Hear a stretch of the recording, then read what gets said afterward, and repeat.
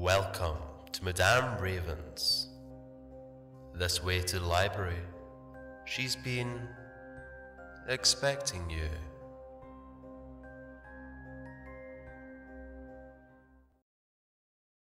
My darlings, there's still time for you to vote for me an evil idol. Please go do so. Please? This is a story that was recommended to me by the author of Werewolves Are Assholes, and it is written by the creator of the Cerberus series. I hope you enjoy. There's something very wrong with my Psyche Patient by Mofucious. My name is Gianna Carolitano, and I'm a psychiatrist and psychologist. I was born into a very wealthy family that goes back centuries off the coast of Italy. My great-grandparents immigrated to California in 1902 and made a name for themselves selling pharmaceuticals before the FDA caught on to harmful chemicals that caused cancer and plain insanity. They'd already made millions and sold their company. I'm still shocked to this day that they've not been served some sort of suit in the process. Naturally, being born into a predominantly medical setting, I chose to go to medical school. I entered this field with the very same notion that most medical professionals have when choosing to be doctors. I really wanted to help people and make a difference. Growing up, I watched thousands of lives destroyed over mental illness, addiction because of mental illness, and I just wanted to rectify any emotional and physical pain that I could. Income was entirely disposable in my family, so getting into any school I wanted was a breeze. I worked very hard, fast-tracked my studies with bribes to avoid wasting time on prerequisite classes so that I could exclusively focus on psychology and psychiatry. I didn't realize the red flags I was causing myself so early on by doing this. I just knew that I had a goal and it must be fulfilled. I can't list what medical school I attended, as it was Ivy League, and any pertinence to them could land me in even more trouble than I already am. For legal reasons, I have to leave out the names of institutions as well. You won't be surprised when I say all names but my own have been changed for anonymity. I promise this isn't an attempt to boast. I've made the biggest discovery and mistake with just one of my thousands of patients. It's important that you understand that I was once competent, most competent, in fact. In 2001, I graduated at the top of my class. Job offers up to my ears by the time I threw my hat in celebration. I wasted no time and began my first job 3 days later at a state institution for women. On my first day, I was given 7 patients. I know that doesn't seem like much, but if you recall, I'm a dual licensed, so each appointment ran for an hour, sometimes 2. My first shift was 14 hours long, and if I'm being honest, it was not as exciting as I had anticipated. Hollywood wants you to believe every patient is armed with a toothbrush razor and ready to use it when they walk into your office. But that's just not the case. All of my patients were already medicated and have been residents for the last few months to the last few years. I almost questioned my career path and immediately felt guilty for wishing my patients were more hostile and desperate. It's a terrible mindset to have. For the next decade and a half, I carried out my practice. Along the way, I got confident, comfortable. I started making mistakes, getting lazy. The last year of my practice, I was given more than 25 patients a day. I did a lot of quick glancing, notations, and wouldn't bother seeing a patient in person unless there was a breaking development, be it positive or negative. I lost my compassion. I often find myself staring at the clock, waiting until I could go home, where I would also do nothing exciting. Then there was Alice, a name that will haunt and follow my name for the rest of my time on this earth. Here begins my descent into moral objectivity and ignorance, ultimately causing me to resign, retire, and relocate. My assistant, Jonah, came into my office bearing a thick case file. He drops it on my desk, causing my scattered charts to lightly brush up from the soft force on impact. "What's up, Jonah?" I ask, raising an eyebrow. "Got a weird one for you, Doc," he says, leaning against the door frame. Jonah is a young guy, having more of a grasp on the reality of our scope than I ever did when I first started. Good kid, but a little cynical. "I do wish you would stop using weird to describe anything in my office. What makes this case unique enough to disrupt the pipeline?" I asked, folding my arms over my chest and leaning back. "Alice, the weirdo, tries to kill herself 3 to 12 times a day," he replied with snark. "She what?" My jaw drops and I immediately open her file. "Dr. Flynn wants absolutely nothing to do with her anymore. You assigned her to Dr. Flynn and diagnosed her as schizophrenic in your autopilot state of practicing." I deserved that. Really. "Huh," I reply, reading her medication list. "High doses of lithium and Seroquel. That's enough to suck the tenacity out of an elephant." "She's 5 minutes out. Brush up fast, Doc. I'll be sitting in on your appointment in case things become erratic." "That won't be necessary, Jonah," I replied, not looking up. "Oh," he replies, wounded. "Have your earpiece in, but you don't need to waste your time sitting in." I tap the papers into order. Besides, she's got one thing in common with all of my other patients. She's far more dangerous to herself than she is to me. I rallied back his smug attitude. "You got it, boss." Jonah puts his hands up in surrender, smiles, and fetches my patient, Alice. I decided to meet with her in the gray room. We have different colored rooms to stimulate visual senses, setting a tone for our patients. The gray room is used for both neutral and firm disposition.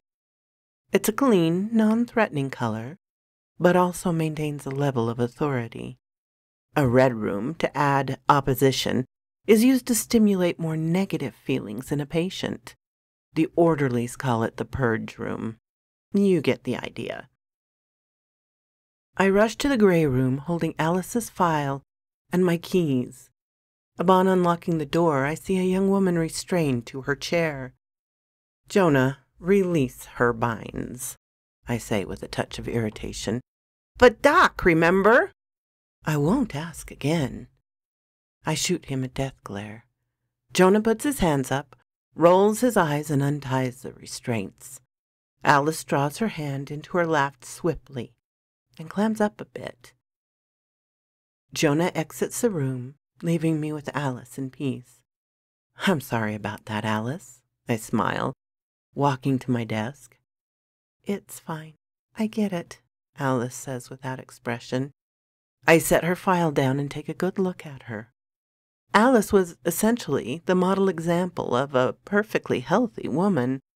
She's 25, no visible signs of stress, wounds, scars. It's puzzling. Not only does she seem entirely docile, she looks entirely fine. Had her photo not been on her file, I would have assumed I had the wrong patient. "Tell me why we're here, Alice." I open the floor.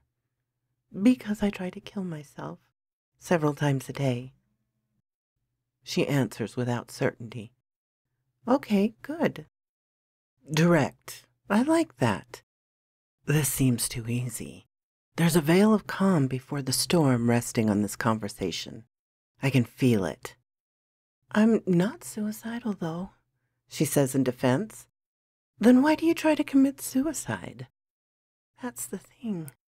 I don't know," she replies, shrugging sadly. Meaning you don't feel a sense of purpose? No, I mean, I don't really feel like any one person makes that much of a difference. But it's not something that causes me to have, I don't know, depression?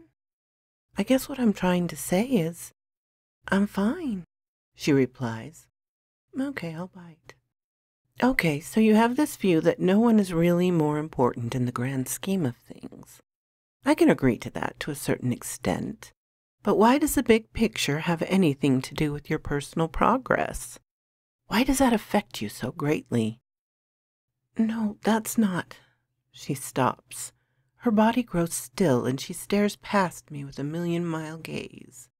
Without breaking her indirect eye contact, she reaches for my pen that I had foolishly left in her file and shoves it into her jugular. Alice! I jump up, pressing the button to my radio. Jonah, get in here! Then I see it. I see exactly what makes her so unique and terrifying. The pen drops to the floor, into the pool of blood that gathered on the right side of her chair. I look back up and see her, and see there was no visible trauma to her neck. It's as if she never stabbed herself. What the? I dash over to her, pushing her face to the side to examine her neck. The only thing that proves she was just fatally compromised were the bloodstains on her throat and the blood on the floor. Alice, I recoil, grab the pen, my eyes still glued to Alice, and sit on the desk in front of her. I was arrogant enough to know that my eyes didn't deceive me, and what I had witnessed was real. Before long, despite being stumped on what the true diagnosis was, I had a plan. Okay. I smoothed out my coat, accidentally streaking blood along the front of it. Okay, first order, I'm taking you off all of your medications. At that moment, Jonah burst into the room holding a stabilizer. He must have seen the blood on the floor and on my coat because he lurched for Alice. Jonah, stop! I screamed, slamming my hands on the desk. Doc, you're bleeding, he surmises, gripping Alice by the arm. I'm not bleeding. Everything's fine. However, Alice has a new treatment plan, effective immediately. Please prepare at the lab and lodging. Room 1 for myself and room 2 for Alice. Jonah looks shocked and says, Doc, do you really think? Again with the undermining. Do as I say or I'll have you candy striping. I know I'm being harsh, but this uneventful Sunday morning has turned into a state of emergency, and I don't have time to be questioned. Okay, boss, Jonah replies with suspicion. That'll be all. When you're finished with prepping, wait for me in my office. Now, please take Alice to her room and lock the door. I could see the tears welling up in Alice's eyes. She was terrified, I know. But I've grossly neglected her symptoms, and they needed to be addressed immediately. Alice, please don't be afraid. I know this is scary, but now I've come to realize just how serious this is, and we're going to figure this out. I'm very sorry to come off as insensitive. I swear I'm working in your best interest. I lie. Okay. Alice breathes a sigh of relief, and that's the kind of trust I need right now. Jonah rests his hand on Alice's shoulder, giving a much gentler approach. I lied to Alice. I wasn't going to help her because I wanted to save her. I told myself that was the reason. But you want the truth? I knew I'd stumbled into something way beyond my scope of practice. Something I could dissect and analyze to hopefully create a legacy for myself. I saw something interesting, something undiscovered, and like a bored teenager, I jumped on it. I was excited, motivated, and for once in my whole career, I felt like I had an opportunity to really make a mark. After about an hour of creating my plan of action, Jonah walked in. He seemed tired and still relatively confused. All right, Now that we're done playing bad cop, worse cop, you want to tell me what's going on? Jonah sits in front of me. First, I need you to sign an NDA before we talk any further. I lay the document in front of him. A non-disclosure agreement? I know what NDA stands for. If you want to continue as my assistant, you must sign this, I reply, agitated. All right. Jonah reads the document. I'm surprised to find he has no questions for me before signing it and hands it back to me. Okay, here's the plan. I take off my glasses and pinch the bridge of my nose. Alice's case is an uncharted illness.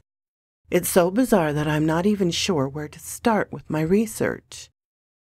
The uniqueness of this case is going to take my round-the-clock supervision in labor, so I'll need to hand off my patients to another doctor. This also means that you will not be serving any other patients aside from Alice. Are we clear so far? No. I still don't even know what happened in the gray room. I mean, yeah, I got your back, Gianna. But if this case is all I'm going to be helping with, you need to be more transparent, Jonah replied with bridled anguish. I'll get to that, I promise. Let's finish the plan of action and I'll tell you what happened. We don't have time to waste.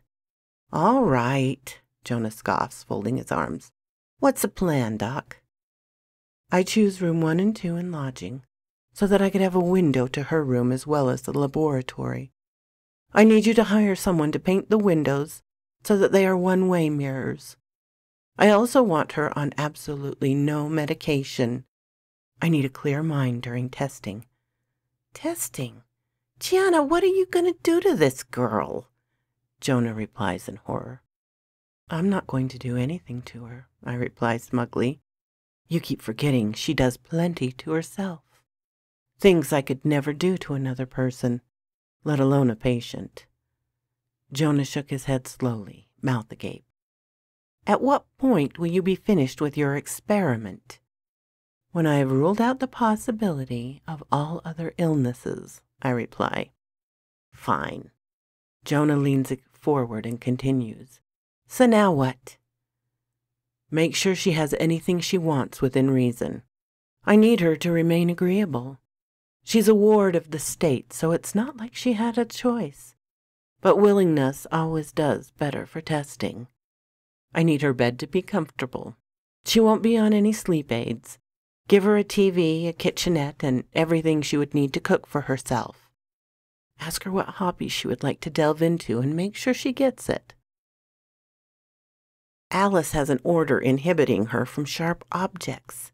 Since you seem to be foaming at the mouth, I'm assuming you are removing that order? Jonah replies with tangible fury. See, you're catching on, I retort. I'll move my necessities to the lab and lodge.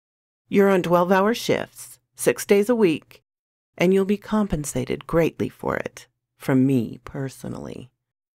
Whatever, Jonah replies, rolling his eyes. So what happens in there? She can't die, Jonah.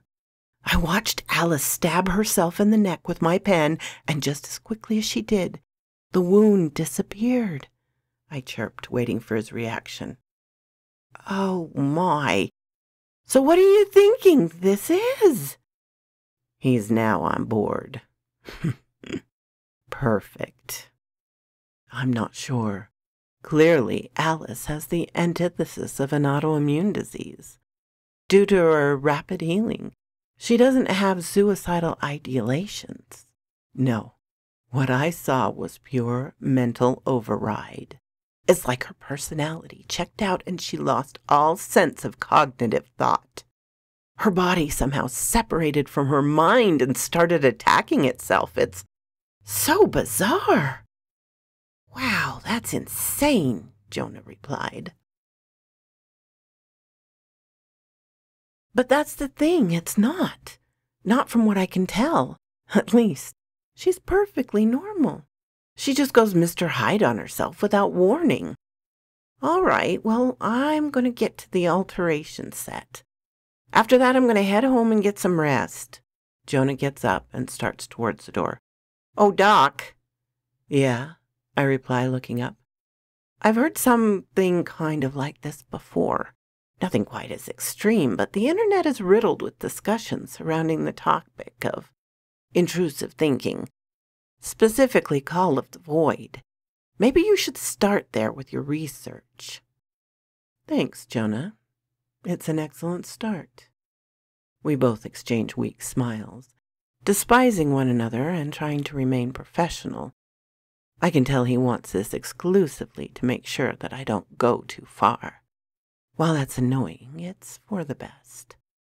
Money, if of no real object to Jonah, he's in it to keep order and peace. He draws a thick line in the sand between patient and doctor. But he fights for both sides like a true young diplomat. It's admirable, I'll give him that. I pack my things and head home. I have absolutely no intention of sleeping. I can do that on Jonah's watch. I need to pack up some personal items from home and do some research.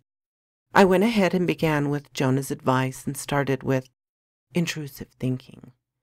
There are dozens of studies, both public and private. Luckily, I'm well networked and was able to get into contact with Dr. Vanaruo, a prominent psychologist who frequently studies the Call of the Void. I didn't tell him why I've suddenly gained interest in this topic, but he gave me a basic outline of the subject. His email reads, "The Call of the Void is a natural sense that around half the population of the nation experiences at least once in their life. It's a strange thought with little provocation that essentially runs a biologic diagnostic, hence the term intrusive thinking. For example, if you're driving on a windy road, your mind will posit driving right over the edge. This intrusive thinking does not mean you are suicidal. In fact, most people who experience the Call of the Void never act on it. The difference between the Call of the Void and suicidal ideation is provocation.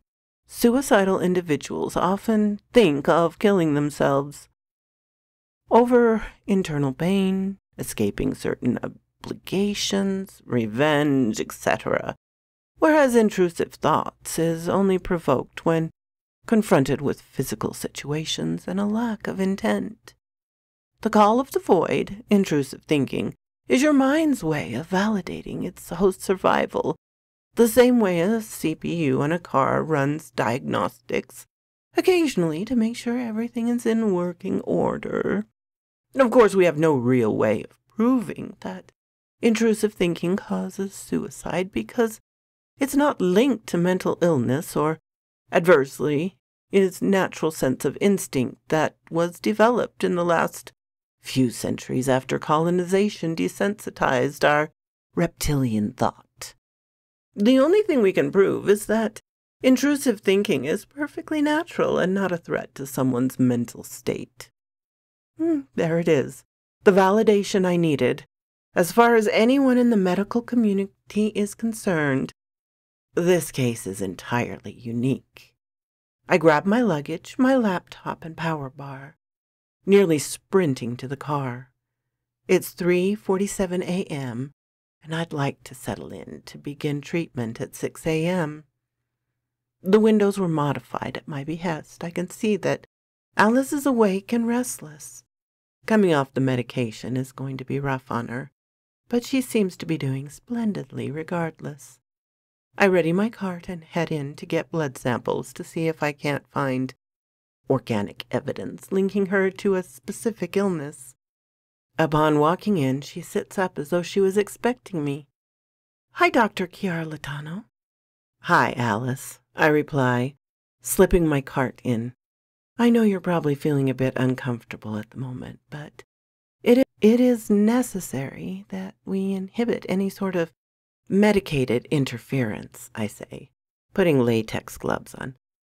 "Okay, I can feel some physical tension, but it's nice to feel less weighted down by pills. Even if it's hard to sleep," she musters a soft chuckle.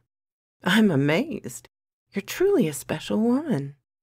Alice's smile drops into a frown. She had probably caught on to the fact that there will be some hard times ahead. I feel remorse for her, but this has to be done. Have you had any episodes today, Alice? I didn't bother asking how she feels or what she ate. Neither of us seemed to be interested in small talk. Yes, Alice brings her knees to her chest and puts her head down.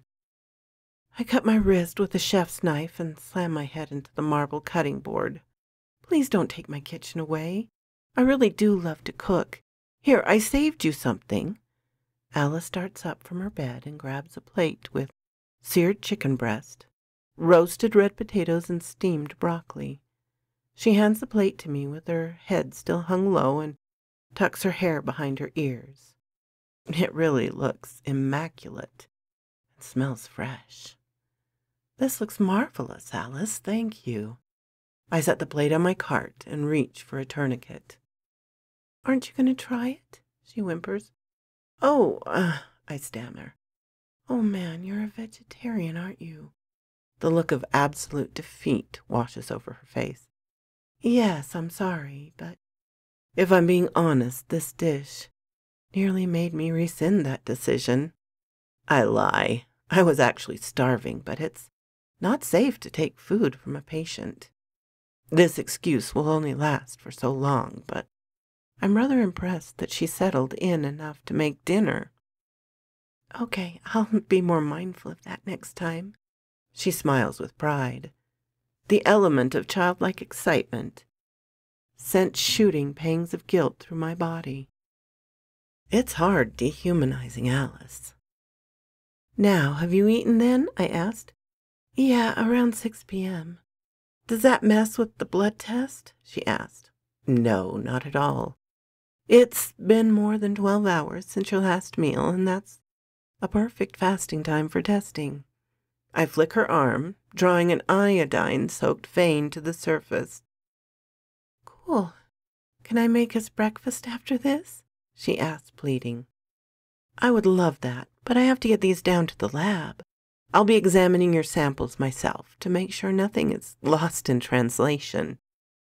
I slid the butterfly needle into her arm and shoved the vial into place. Oh, okay. Rain check? Rain check, I reply, smiling, and released the tourniquet. So, were you able to find anything yet? I mean, don't take this the wrong way, but you look much more tired than yesterday. Have you been doing any digging? She asks eagerly. It's true, I've been doing some research, but I've only gotten a lead.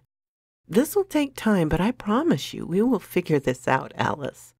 I reassure her, lightly gripping her hand.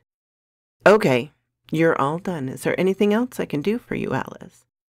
Well, she shifts in her seat, biting her lip. Tell me, the sky's the limit. I raise my hands in the air.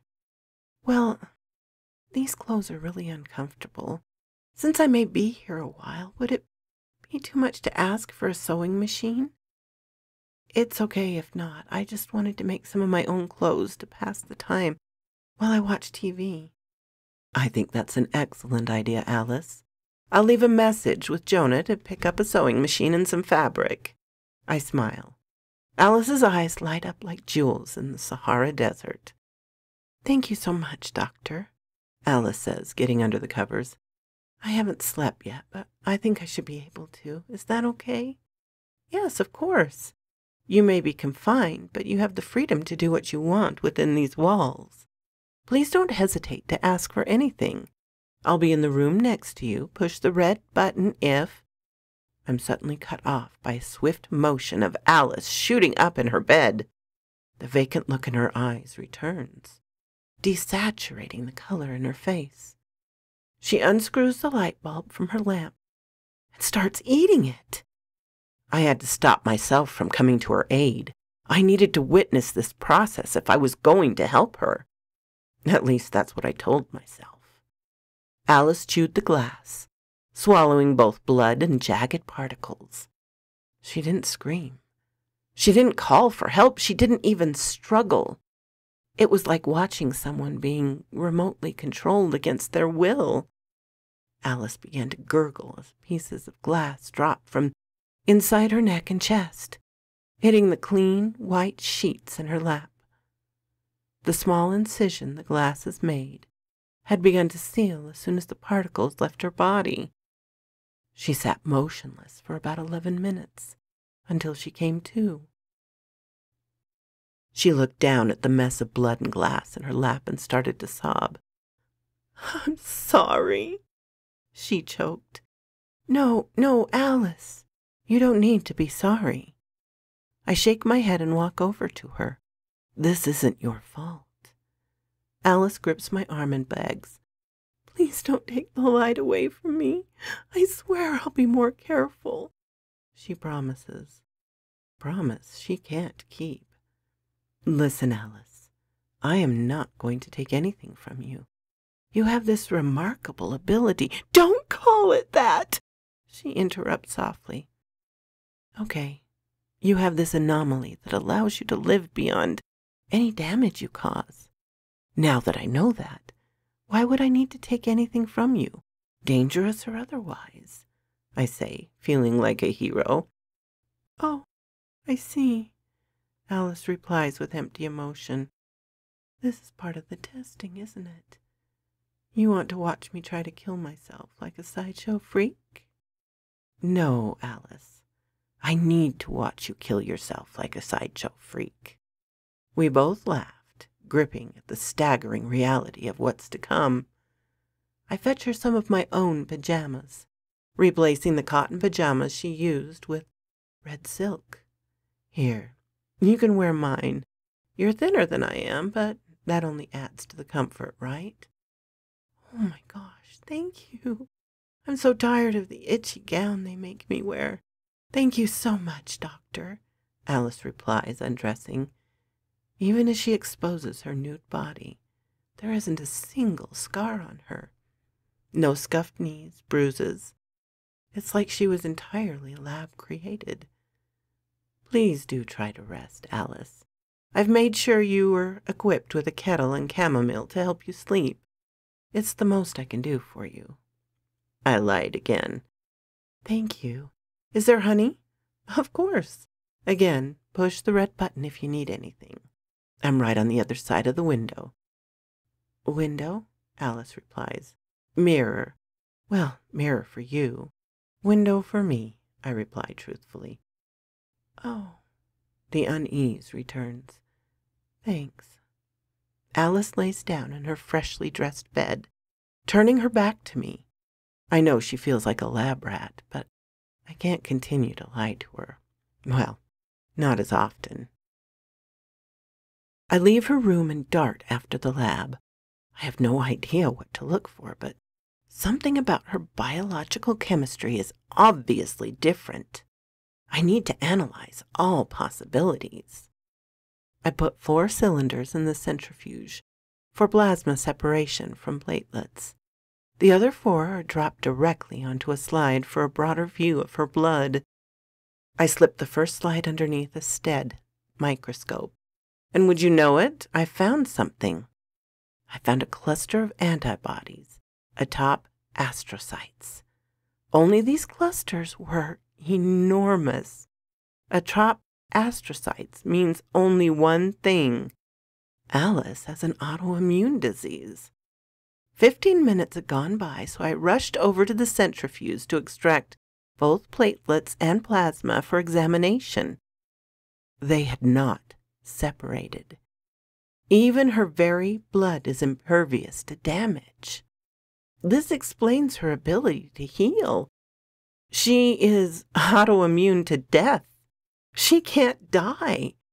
At least that's the current hypothesis. I was jolted out of my findings by Jonah signaling me on my earpiece. "Doc, get down here, please." I didn't bother replying and cleaned up my tracks. With me, I took a strain of influenza B, salmonella, and Ebola. I rushed into my room to find Jonah watching Alice through the window with his arms folded across his chest. "Well, she did it again," he says with a stressed sigh. "What was her pick this time?" Jonah glares at me, replying, She turned up the gas on the stove and ignited her face directly above the burners. Well, she appears to be fine now. What was the initial damage? I asked, ignoring his discontent. She charred her entire face, Jonah says, leaving the room. Jonah enters Alice's room and offers her a change of clothes, ones that she had made herself, a pair of black sweatpants and a large black t-shirt. Resourceful Alice was clearly trying to make the best of her time and seek comfort in any way she could. The black was likely to avoid visible bloodstains. Thoughtful girl. Jonah leaves the room and rejoins me in room 1. Jonah, please go down to the cafeteria and pick up 3 chocolate cupcakes, I ask, still gazing at Alice, who is finally asleep. Okay, Gianna, but only if you take a 4-hour rest period. Excuse me? I look at him incredulously. Doc, you haven't slept in more than 48 hours. How are you supposed to perform properly if you don't sleep? He had a point. All right, get the cupcakes. Let me have 1 more hour with her. Let me tell you what I found, and I'll sleep after for 6 hours. Deal? I offer. Sounds like a plan, Doc. Jonah smiles and leaves the room. I took the next few moments to gather my thoughts. This was a tremendous breakthrough. Not only had the call of the void manifested itself deep into Alice, causing her to act almost intrusive thoughts without emotional attachment or provocation, her body found a way to combat it. She organically developed an autoimmune disease based on her misfiring mental state. It's the equivalent of someone's body developing its own hospital over cognitive thought being distorted. It's absolutely unheard of. Jonah walks into the room with the cupcakes I requested. Ah, thank you, Jonah. I grab the plate, set it down on my desk, and inject the strains of disease in each cake. Please give these to Alice. Tell her they're my treat. What did you do? Jonah asked with suspicion. I injected each cupcake with different strains of disease, ranging from the common flu to Ebola. You what? Jonah, you need to climb down off that horse and send it to pasture. This woman has been living with this illness and no privilege for years now. Not to mention being unnecessarily medicated while still finding ways to attempt suicide each day. Who's the real monster here? I hissed. Still you. Are you forgetting you armchair diagnosed her, Dr. Carliano? She was on those medications and treatments at your first hand. You only started caring when you saw an opportunity. It's one thing to be understanding of what she's going through. It's another to intentionally set her up. Jonah slammed the door.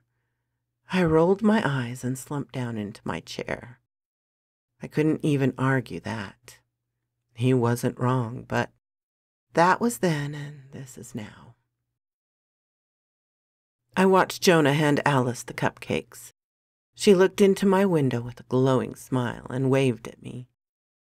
I've never been a mother before, but I can imagine this will likely be the closest thing I'll ever get to it. Alice knew this was a test. To my surprise, she quickly took 1 bite of each cake and handed the plate back to Jonah. My rock star playing ball like a good girl. Jonah walked into the room, still livid. All right, what did you find? She can't die, I said with my hands out. Clearly, Jonah replies with sarcasm. No, Jonah. She has an autoimmune disease that prevents her from dying. Furthermore, you were right about intrusive thinking. She has that. But the difference between her and everyone else that goes through it is she acts out on it.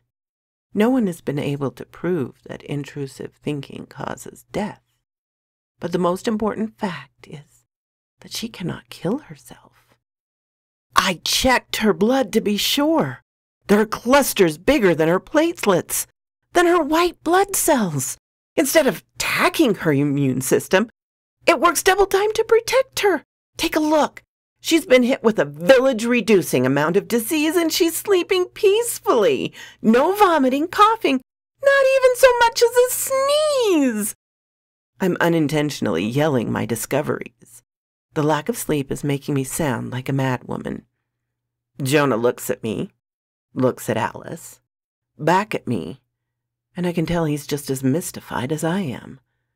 Jonah, you need to get a hold of a pistol for me, I carry on. Absolutely not, Doctor, Jonah protests.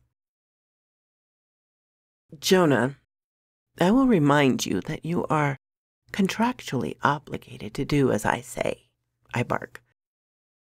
All right, Doc, but first, Jonah hands me a little blue pill. You have to hold your end of the bargain. You're starting to sound crazy. He nervously chuckles. I sigh. You're right. A deal's a deal. I grab the Valium from him and lay down. Satisfied? I say, throwing my hands up. Very, Jonah nods. Rest well, boss. I'll wake you up in 6. Jonah closes the door and I slip into a peaceful sleep. 2 hours later, I'm awakened with a loud bang on the other side of my window. I figured that Jonah had given Alice the gun and she'd used it. I shot up out of bed, and what I saw wasn't Alice holding the pistol. Alice was being detained.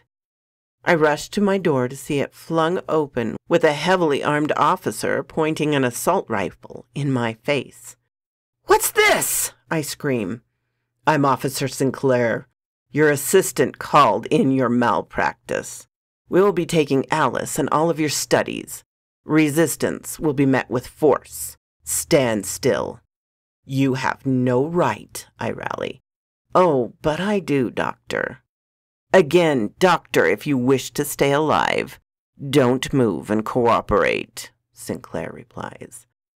I can see Jonah on the other side of the window, biting his nails and shaking. The team of officers cleaned out all of my work. They even confiscated my personal email. Everything was being carried out by heavily armed officers in black. They carried Alice out in handcuffs, with a black hood over her head. She didn't struggle or scream. The officers didn't serve me a warrant either. They didn't have to, for they weren't the police. They were military. The officers left us with a warning. This all stays confidential, and any leak of this information will land you in prison on a Marine base. Keep your mouth shut, keep your practice, and have a nice day, Doctor. His reply was dripping with malice and victory. Jonah walks into my room and sheepishly begins his soapboxing. Doc, you left me no choice. What you were planning was inhuman. I had to call Officer Lee. I had no choice. Except that wasn't Officer Lee, Jonah. I slumped into my chair. What are you? Yes, that was. That's who I... Jonah stammered. Jonah, Officer Lee has a boss. That boss has a boss, and so forth. Tell me, Jonah, what officers confiscate intellectual and scientific property, along with the subject being carried out with a hood on her head? When have you ever seen police officers walk out with just one case study, no warrant, and not wanting the subject witnessing transport? It hit him. You sold her off to the military. You think I'm crazy? You think my methods are cruel? You handed them my project with a pretty bow, and now they're going to push her in ways neither of us could fathom. I was trying to find a cure. Them? They're going to try everything they can to kill her. Jonah started shaking violently. Oh my gosh! So who's the monster now, Jonah, Who's the cruel one pretending to be a hero now? I put my hands on my face and began to sob. Everything, all my work, my short time on this project, My massive headway had all vanished. It was in the middle of my wallowing that I noticed Jonah had been scrambling for something. He was frantically looking around, tossing papers to the ground until he found a pen. He stood in front of me, looking at the pen, then up at me. "May God forgive me!" Jonah then stabbed himself in the neck with the pen. I dropped to the floor, pressing my coat on his neck to stop the bleeding. I struggled to change the channel on my radio to contact another orderly. Something stopped me. Jonah stopped bleeding. He was breathing, alive. I pulled my coat away from the unconscious man and noticed his wound had sealed right up. The pen lay in the small pool of blood, just like the situation involving Alice. He was passed out, but he was alive and well. Fast forward to now. 4 years later, I've resigned, retired and relocated, with Jonah, undergoing vigorous testing in my basement, secluded from any sort of populated metropolitans. My grandparents passed away and left their estate to me for liquidation. I have the freedom to fund my own experiments on Jonah without the possibility of militant interruption. What's really funny about all of this is willingness makes no difference at all. Jonah protests everything I throw at him, but just like Alice, he just can't control the call of the void.